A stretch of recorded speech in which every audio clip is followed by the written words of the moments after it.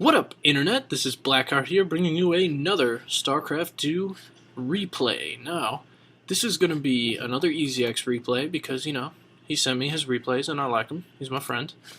This is going to be a 2v2 between Odds, Fear Gorm, school name, a ZERG, PROTOSS. Oh, there's a ZERG here named PROTOSS, so I might get that confused later. I'm just going to call him the ZERG player because he is not PROTOSS.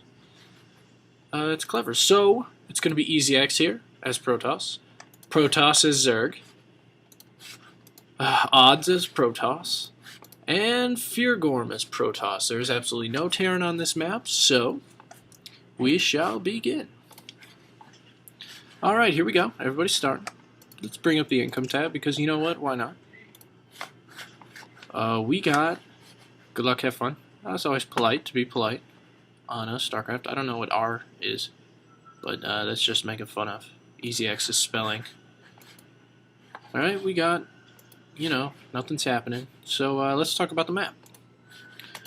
Destructible debris here and here to block these ramps. These can be destroyed to open these ramps and run units up the player's back door. Now, the main ramps for each base, for each player is right here. And for the opponent is right here. Now, there is, let me think, some close expansions right here and here for each player, because this is a 2v2. There's always more expansions out than a 1v1 because there's more players.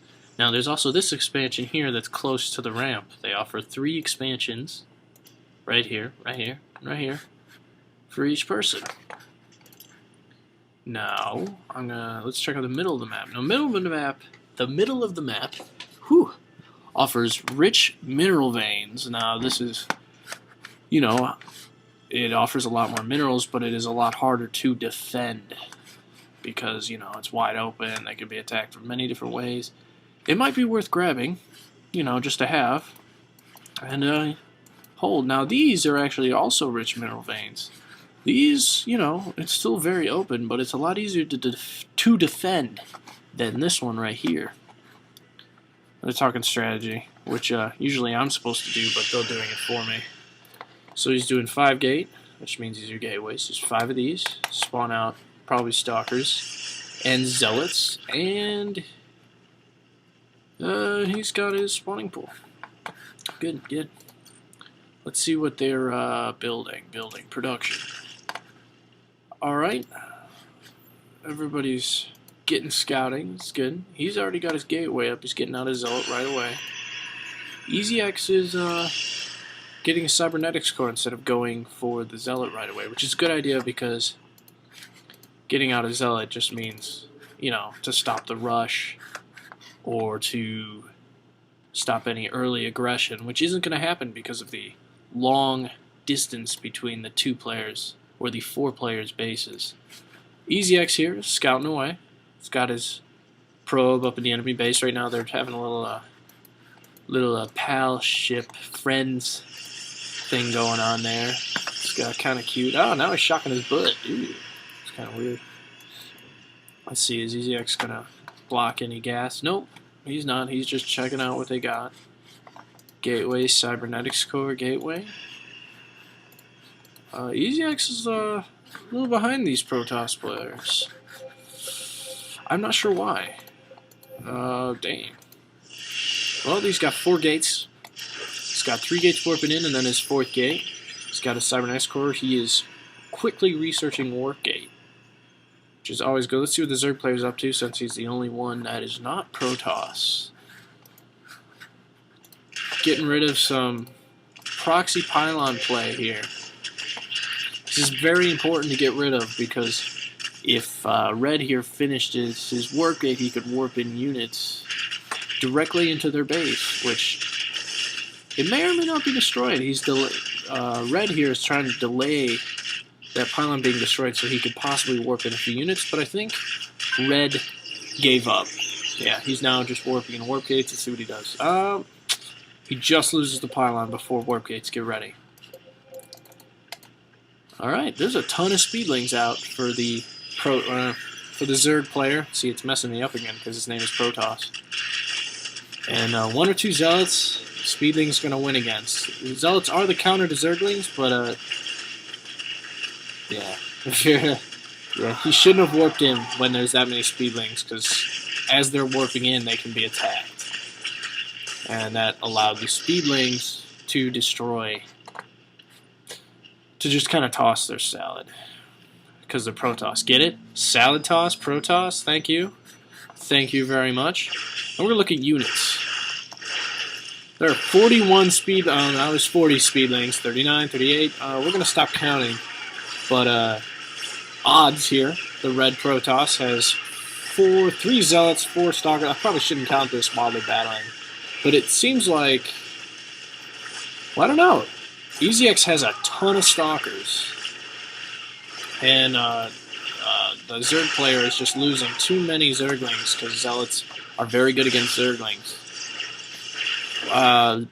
ZERG should actually probably expand because Esiex and the ZERG player are giving great aggression, and it's never good to be base for base with a PROTOSS player as ZERG. At this point, they have the upper hand. They've been attacking. Of course, there's micro going on, which is always important. But I'm pretty sure they should expand. They don't yet have the money for it because they're pumping out units. Let me turn down the game volume there. They're pumping out units and not expanding. It looks like they get pushed back. The combined powers of the PROTOSS, purple and red PROTOSS, have saved the day, and Esiex is going to lose a proxy pylon. And, yep, plan B. It's a good idea. Now, no player has expanded yet. Not one player has expanded. So everybody's on equal footing, except for the ZERG player, because, you know, it's hard to keep up with warp gates, especially 4 of them. Which means that the ZERG player should expand here and keep an eye on the destructible debris with an Overlord, which is perfect. But he should take this expansion. Get that cash, get that extra hatchery, start pumping out roaches. Roaches would be great against all gateway units. Well, he could pump out more Zerglings for the Stalkers. Problem is the Zealots will do a lot of damage to those Zerglings. Now, purple PROTOSS here has Stalkers, which makes these force fields. Perfect. It really makes them hard to get a good surround. Now, for some reason, the purple PROTOSS attacked with some probes. That's kind of silly, right? And it looks like Esiex here is vastly outnumbered, but he's winning for some reason. That was good micro from Esiex, because I have no idea how he won that battle. Oh, more Zealots warping in. And, yeah, now we watch Carnage. For somehow, Esiex, man, I don't know how he won that battle. That's crazy. Maybe the roaches helped. Roaches are good. Roaches are really good if he learns Burrow, but he's not even on layer tech. He hasn't upgraded his main hatchery into a layer, which is required. He should get another gas, get a lot more workers, because that's not enough, as you can look at Paul. So you can look at Esiex. He has a lot more workers.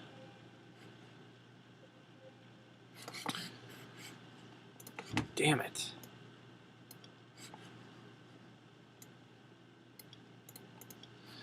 You look at Esiex, he's got way more workers than the blue ZERG named PROTOSS. It's still throwing me for a loop.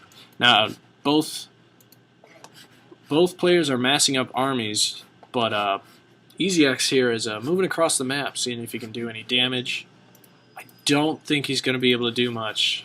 They're too, well, they don't have a lot of units. Should probably bring up the units tab again. Yeah, between them both, Esiex has the same amount of Stalkers as both of them together. He's got half as many Zealots, no sentries. Sentries are very good if their force fields are used properly. But looks like they're not attacking. They're gathering. Esiex is putting up another proxy pylon. Blue is finally getting this expansion. He needed to do this a while ago because Fast expanding may not have worked, but he needs to upgrade to that to a layer, and he needs to upgrade roach speed and get burrow, because then these guys could burrow underground and regenerate their health almost immediately. It's pretty good. Let's check out the army. Well, let's check out what it's in their base. He has a forge, but he has no upgrades going. Purple does.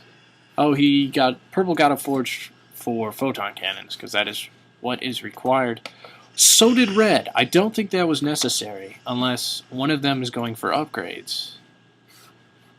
Red here researched Blink. It's always good for the Stalkers. You're able to move them. Oh, but here we go.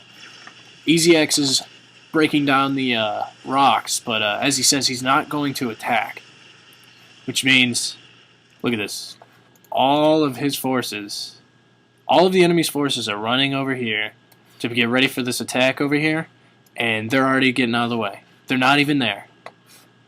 And Red knows what's going on. He's like, oh no, we're about to get touched from behind. And yeah, but even farther, Esiex goes to these destructible rocks and breaks them down. Red still has knowledge of what's going on, but both of their armies are way out of position. And look at that, they're not even moving. Oh, now Red knows what's going on.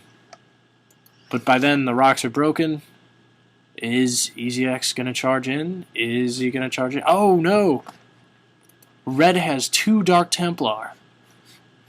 This could get dirty. Where are these Dark Templar? One's over here in their base. I don't know where the other Dark Templar is. It's a dirty, dirty, dirty game. I don't know where it is. Oh, he only has 1 Dark Templar. Joke's on me. Woohoo! Esiex is getting his workers out. Maybe just in time, too, because this Dark Templar, because nobody can see it, is just hammering away on these probes. Look at that. Munch, munch, munch. Munch, munch, munch. He missed! Oh, but Esiex has an observer somewhere. Where is that observer? Ah, here it is. It's invisible to even me. And right there, so you could see that Dark Templar and take care of it. So that wasn't very effective by them. Now, both rocks are destroyed, which means at any point they could run up here and take them down, or do damage, or hit and run, which is always good. And if they're out of position, it's going to do a lot of damage, because StarCraft is all about positioning. Yes, ladies and gentlemen, I said it, and that is what she said. Positioning. Esiex here is giving the other expansion way out here to, or this one. Now, it is risky to take this, but Red and Purple here haven't attacked Esiex or the blue ZERG named PROTOSS yet. So I really don't think it'll be a problem. If he takes it and he gets a bunch of workers on it right away, he could really mine that up. And you know, it'd be worth it. Even if it gets destroyed later on, it'll be really good. Now, let's see what they're researching. Colossus. Right now, Esiex is getting